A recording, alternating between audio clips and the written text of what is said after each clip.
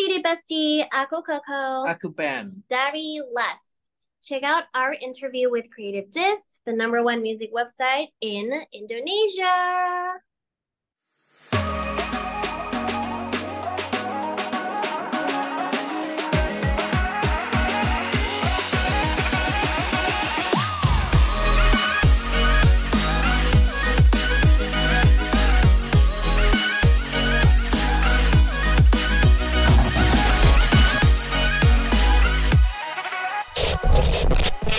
Hello, City Bestie. Welcome back to CreativeDisc exclusive interview with me, Luthfi. And right now, we have a special guest today, a duo from Thailand whose music is very, very unique and captivating. This is LUSS. Hi. It's nice to meet you.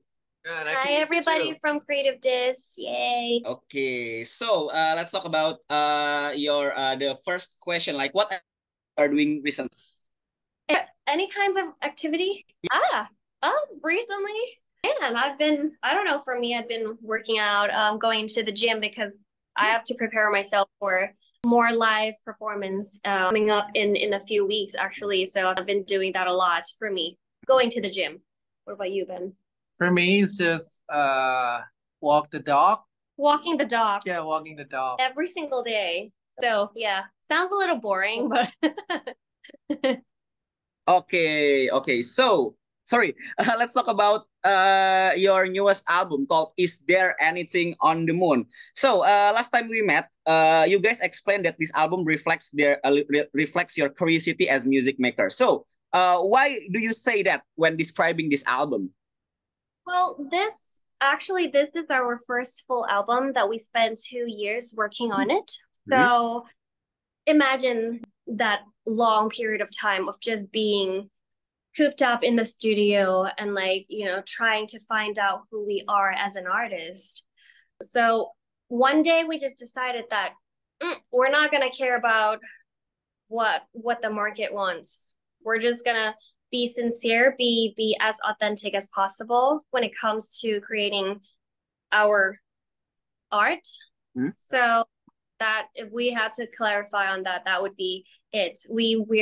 It's the album that we're most authentic and most honest with ourselves. Not just the art, not just the visuals, but also the story that we're telling as well. So those are all the songs are like our diaries of 2 years packed in 11 songs. I think this album have full of cheerful colors, but I think the music is reflective and has some dark spots in it. I think in 2 years you have a dark side and cheerful side. Definitely. Yeah. Thank you for noticing that. I think it's the same. That's why it's called Is There Anything on the Moon? It doesn't just reflect our curious nature as artists, but it also, because the moon has so many faces, right? Much like artists, much like faces in our lives, we have ups and downs. So we really wanted to capture that. Every moment's good or bad and put it in this whole album. But in my opinion, I feel that this album is the most anime album that you have already done, I think. Is it did working with a lot of Japanese artists before influencing this Japan anime sides of this album? It's more because like we said earlier, we just honor who we are so much, and this time we're not afraid to be different, to show our full colors. So myself personally is an otaku. I watch anime so much, although I'm lagging behind a little bit because we've been working a lot, so don't have time for new animes yet. But yeah, we love animes. Ben actually has a collection of anime figures at the studio, actually. So those, believe it or not, are our inspiration for this album. It plays a lot of part into how we craft our sounds and how we write the lyrics. Yeah. Okay, so whose idea working with Mori Calliope on the song Pao Ying Chap Drinking? We actually out to our team. So, we talked a little bit about this song that we would love artists. Sorry, that was our dog. She's growling. She's grumpy. Sorry. We think it will be fun to have international artists from outside of Thailand to jump on this track and maybe made it and put their own colors to it. So we talked to our team, and our team reached out to Warner Music Japan and to ask them if anybody would be perfect for this track. So they introduced Mereka, who is a VTuber. Yeah. Back then we didn't know what a VTuber is. So she actually opened up a new gateway to the rest of the VTuber world for us. After that, she led us to get to know other VTubers like Ado and every other cool VTubers that are like up and coming now in Japan, actually. So that's really a cool collaboration. Is it weird for you first time when you are collaborating with VTuber? Because I know it's very weird working with non-human artists. We thought it would be weird, but we jumped on a Zoom call and then we got to talk to her, even though the camera was off because we're not supposed to see her face. But behind a VTuber, behind a virtual animation, it's actually a real human, and she's really cool. She's one of the coolest artists we've ever worked with, actually. So it'd be nice to get to see her in person. Maybe soon. We do a vocal coaching her. Yeah, but we only hear the vocal. She didn't open the camera at all. But she's super professional. Her team is super professional. So we're really grateful to have worked with them. Yeah. There is one particular unique track on this album. It's called Tale of the Bunny. Because I think like you guys seem to do something theatrical for this song. Is it true or not? Well, this is the song that we launched along with the launch of the album.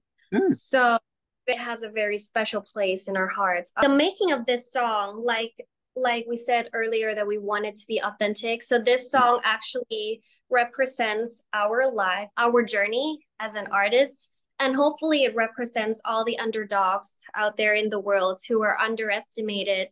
All those people who have dreams, but nobody take them seriously. But at the end of the day, they fought for their dreams, and their dreams becomes true. That's what the whole song is about. So it's a song about, that the bunny is like at the very bottom of the food chain, right? Nobody would expect it to have big dreams, to take them seriously. So we chose to tell this story through an eye of like the most like harmless animal. and the fact that we wanted to talk about the journey of it fighting for its dream and fighting its way out of a land that's surrounded by a giant wall. So we just thought that more of the theoretical sound, and more of the ambiance, anything that would make the song captures the moments where the bunny is like fighting for its dream, and anything of that sort. So we were open for anything that would make it more intense. So that's why you hear like the ambience of like the sound of like thunderstorms and the deep breathing of like when the bunny finally like reaches the top of the wall.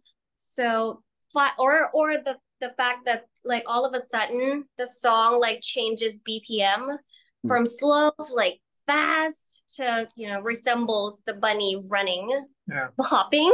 So yeah, I think choosing going the more of the theoretical way would tell the story the best for us when we created the song. Oh my God, you just describing the anime plot, I think. The anime what? The anime plot of your song. I think like it's very fit for anime plot. The backstory of the song.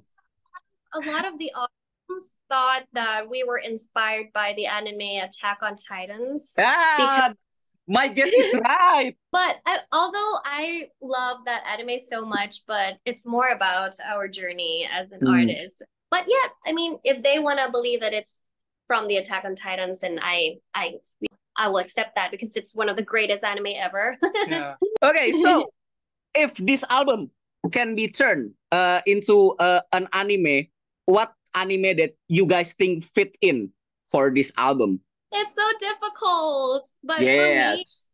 it would probably be Spy Family. It just came up not just now, but I don't know why. It just like has a lot of, it's so diverse. It's sad all of a sudden. It's childish. It's we're not taking ourselves seriously when we do make each songs for the album. More like the three characters of Spy Family. We have like the father who's like more of the stern and a serious person, and the mother who's like who's sexy, but then who's like act all innocent, but then like at night she becomes a killer. And then like the kid who's super smart. I think it's just the various what's the word that we're looking for? It just has it's just so different each number of the song. So almost like the personalities of all those characters in Spy Family, I think. Oh wow, that's so unexpected answer because I think like Spy Family have a fafua theme, cute things, but there are some darker story I think beside it. On the surface, it looks really cute, but then like it's pretty dark actually. So I think this album, if I can choose, it would probably be of that anime. Yeah. Okay. So, both of you, if you can choose your favorite anime of all time, what would it be? For me, it's still Chainsaw Man. One of the best. I still can't get over it. We went to Halloween Horror Nights at Universal Japan, and the theme is actually Chainsaw Man. Yeah. I was living my dream. So for me, Chainsaw Man. For Ben, which one? Just a character or? But Ben likes this character from My Hero Academia. Toga, the crazy one, the blood sucker. Why Toga? Why Toga? Because she's like a bad girl, like emo girl. We all love a little bad villain, right? Don't we? I just like her character, and I also bought her figures like this size. Oh, the masterpiece, that one. Yeah. We have it in our studio. We wish we could show you, but we can't. The other room. Yeah. I'm like a big My Hero Academia fans actually. Oh, really? Wow. Yes. I've been cosplaying as a Deku for a while. What? Really? Yes. That's so cool. You have to show us your picture someday. Yes, I will like oh my god, this Zoom is not out of control. So yeah, my wallpaper is like My Hero Academia. My iPhone wallpaper. Wow, that's so cool. Yay! An otaku meeting another otaku. That's we should arrange this interview like 30 minutes, I think. Yeah. Just kidding. So we have like one last question for this session because we already talked to you before. So I think like there's no need for another question because our time limit too. So what will you guys do after this interview done? What will we be doing after this interview? Right after the interview? Yes. We probably have a sip of water. Me too, actually. Oh, was that your question? Does that answer your question? Or what do we do after from now on? Yes. The second one. Not the first one because we have a sip of water after this. Me too. After the electronic technological failure at the start.